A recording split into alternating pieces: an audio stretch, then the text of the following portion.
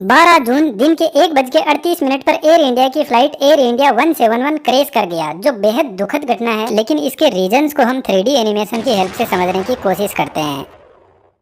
यह एयरप्लेन अहमदाबाद से 242 पैसेंजर को लेकर 1:36 पर लंदन गेटवे की तरफ उड़ान भरता है। करीब 2 मिनट तक एयरप्लेन रनवे पर अपनी स्पीड को बढ़ाता है। जब एयरप्लेन 300 किलोमीटर पर आवर की स्पीड तक पहुंच जाता है तो अभी प्लेन ने जस्ट टेक ऑफ किया है और सिर्फ 191 मीटर की हाइट पर पहुंचा है। लेकिन प्लेन का पायलट मेडे कोड के पास में और इमरजेंसी के बारे में बताते हैं कि प्लेन लिफ्ट नहीं कर रहा है। इसके बाद में कनेक्शन लूज हो जाता है और एयरप्लेन धीरे धीरे नीचे आने लगता है और एक हॉस्टल के बिल्डिंग से जाकर टकराता है और जबरदस्त ब्लास्ट होता है।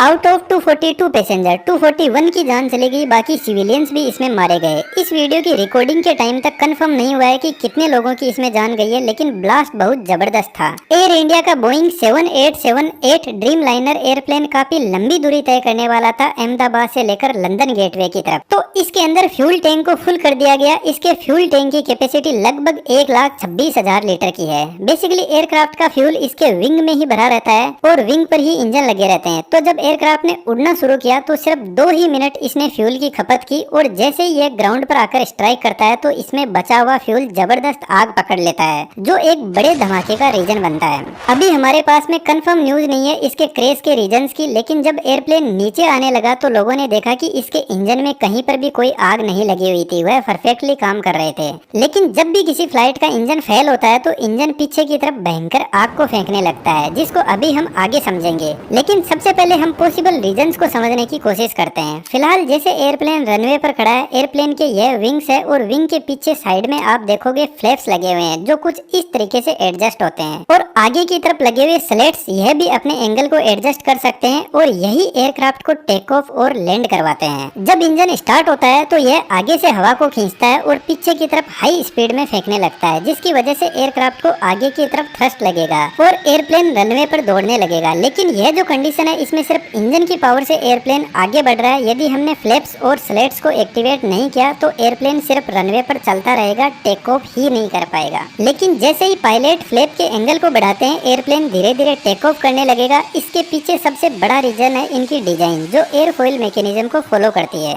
जैसे यह एक एयरफॉइल मैकेनिज्म है, जब हवा इससे टकराती है तो कुछ इस तरीके से आगे निकल जाती है। लेकिन जब हम इसका एंगल बढ़ाते हैं तो अब आप देखोगे कि यह एयरफॉइल के इस पॉइंट पर हवा का जो प्रेशर है वह ज्यादा लगने लगेगा और ऊपर से जो हवा जा रही है वह सीधी निकल जाएगी। तो इस पॉइंट पर एयर का जो प्रेशर है वह लो हो जाएगा। और हमें अच्छे से पता है चीजें हमेशा हाई प्रेशर से लो प्रेशर की तरफ बढ़ती है। तो जैसे ही पायलट एयरप्लेन के फ्लैप और स्लेट एक्टिवेट करता है तो विंग के ऊपर की साइड में लो प्रेशर जनरेट होगा और एयरप्लेन टेक ऑफ करने लगेगा। लेकिन एयर इंडिया के बोइंग 7878 ड्रीम लाइनर में प्रोबेबली एक्सपर्ट्स का ऐसा कहना है कि यदि फ्लैप और स्लेट टेक ऑफ के बाद में यदि उनमें कोई टेक्निकल एरर की वजह से कोई प्रॉब्लम आई तो यह एयरप्लेन को लिफ्ट प्रोवाइड ही नहीं करवा पाएंगे और एयरप्लेन अपने आप नीचे आने लगेगा। लेकिन बोइंग का यह एयरप्लेन बहुत ही ट्रस्टेड एयरप्लेन है, इसमें ऐसी प्रॉब्लम होने के चांस बहुत कम होते हैं। तो यहाँ पर दूसरा बड़ा रीजन हो सकता है गर्मी। यदि आपको पता हो तो राजस्थान और गुजरात के एरिया में बहुत ज्यादा टेम्परेचर बढ़ा हुआ है अभी के टाइम, और जब टेम्परेचर बढ़ता है तो हवा की डेंसिटी कम हो जाती है, जिसकी वजह से एयर पार्टिकल दूर दूर चले जाते हैं। यह लंबी दूरी का विमान था तो जनरल सी बात है इसमें बहुत सारा लोड भी होगा, और यदि लोड ज्यादा हुआ ऐसी गर्मी में तो प्लेन टेक ऑफ तो कर जाएगा लेकिन हवा की डेंसिटी की वजह से लिफ्ट प्रोवाइड नहीं करवा पाएगा।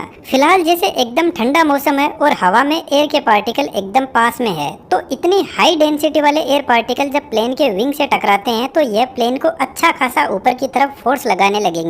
आप इसको ऐसे समझ सकते हो कि यदि 100 किलो का कोई पत्थर है तो या तो उसको 2 आदमी मिलकर उठाएंगे या 100 आदमी मिलकर उठाएंगे। तो जनरल सी बात है जब 100 लोग मिलकर उठाएंगे तो यही तरीका आसान रहेगा। तो यहाँ पर भी जब ज्यादा एयर की डेंसिटी होगी तो प्लेन आसानी से ऊपर की तरफ लिफ्ट करने लगेगा और आसमान में जाने लगेगा। लेकिन गर्मी के टाइम में जो अर्थ का सरफेस होता है वहाँ पर जनरली हीट ज्यादा होती है और यहाँ पर एयर के पार्टिकल्स होते हैं वह दूर दूर होते हैं। तो जब कम एयर पार्टिकल एयरप्लेन को ऊपर की तरफ फोर्स लगाएंगे तो हो सकता है है कि यहाँ पर जो इंजन थ्रस्ट जनरेट कर रहा है वह सफिशिएंट ना हो, और यदि ऐसा हुआ तो इंजन यदि अपनी फुल पावर पर भी चल रहा है तो एयरप्लेन एक तो लोड और सेकंड हवा की लो डेंसिटी की वजह से धीरे धीरे नीचे आने लगेगा। इसलिए जनरली यदि आप नोटिस करोगे इंडिया, दुबई, मेक्सिको जैसी कंट्रीज में रनवे की लंबाई ज्यादा रखी जाती है ताकि प्लेन गर्मी में भी सही से टेक ऑफ कर सके। लेकिन दोस्तों एक इम्पोर्टेंट बात मैं आपको बता देता हूँ, एक बार प्लेन के टेक ऑफ करने के बाद में यदि इंजन में कहीं पर भी कोई प्रॉब्लम आती है तो पायलट कुछ भी नहीं कर सकता, उसके कंट्रोल में कुछ नहीं होता है, क्योंकि प्लेन को वापस जल्दी से टर्न देकर रनवे पे नहीं लाया जा सकता।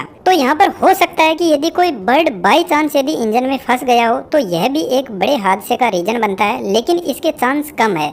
फिर भी हम समझते हैं कि एक बर्ड कैसे इतने बड़े एयरप्लेन को क्रैश कर सकता है। इंजन के आगे के इस हिस्से में बहुत सारे कंप्रेसर होते हैं और पीछे के इस हिस्से में टरबाइन होते हैं जो इन कंप्रेसर को चलाते हैं। कंप्रेसर का काम बेसिकली बाहर से हवा को अंदर की तरफ खींचना है और उसको कंप्रेस करना होता है। एयर कंप्रेस होने के बाद में पहुंचती है कंबसन चेंबर में, जहाँ पर फ्यूल जलता है। तो कंबसन चेंबर में सबसे पहले फ्यूल को स्प्रे किया जाता है जो बाहर से हवा आ रही है उसमें, जिसकी वजह से फ्यूल अच्छे से एयर के साथ में मिक्स हो जाएगा और फिर यहाँ पे लगे इग्नाइटर फ्यूल में आग लगाते हैं, जिसकी वजह से यहाँ पर बहुत सारी गैसेस जनरेट होती है। तो यहाँ पर टेम्परेचर और प्रेशर बढ़ने लगता है, जिसकी वजह से यह गैस एक्सपेंड करने लगती है। अब इस हाई प्रेशर वाली हवा को पीछे एक नोजल से बाहर फेंका जाता है, जिसकी वजह से इंजन को आगे की तरफ फोर्स लगता है। लेकिन यदि इसके कंप्रेसर में आगे की तरफ कोई बर्ड आकर फंस जाता है, वैसे तो यहाँ पर कंप्रेसर की स्पीड बहुत ज्यादा हाई होती है, लेकिन यह जो बर्ड है वह कंप्रेसर में एयर के फ्लो को ब्लॉक कर देता है, जिसकी वजह से कंबसन चेंबर को हवा मिल नहीं पाएगी। जबकि फ्यूल का यहाँ पर रेगुलर स्प्रे हो रहा है तो कंबसन चेंबर का टेम्परेचर बढ़ने लगेगा। अब एक प्रॉब्लम तो यहाँ पर है कि कंबसन चेंबर का टेम्परेचर बढ़ने लगेगा, जिसकी वजह से यहाँ पर आग लग सकती है।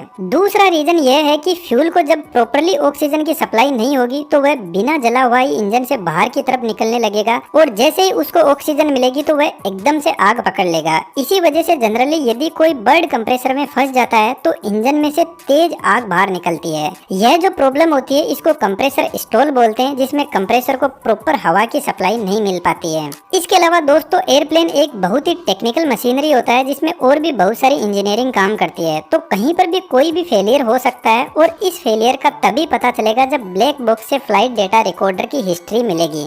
ब्लैक बॉक्स बेसिकली एयरप्लेन की हर एक एक्टिविटी को रिकॉर्ड करता है। उम्मीद करता हूँ आपको बहुत कुछ समझ में आया होगा। जैसे ही हमें कंफर्म न्यूज मिलती है तो हम फिर से इस पर वीडियो बनाने की कोशिश करेंगे, लेकिन दोस्तों कुछ वीडियो ऐसे आए हैं जो वाकई में बहुत विचलित करने वाले हैं, जिससे अंदाजा लगता है कि ये एक्सीडेंट बहुत ही ज्यादा खतरनाक था। बस उम्मीद है कि भगवान उनके परिवार के लोगों को हिम्मत और शांति दे। Thank you.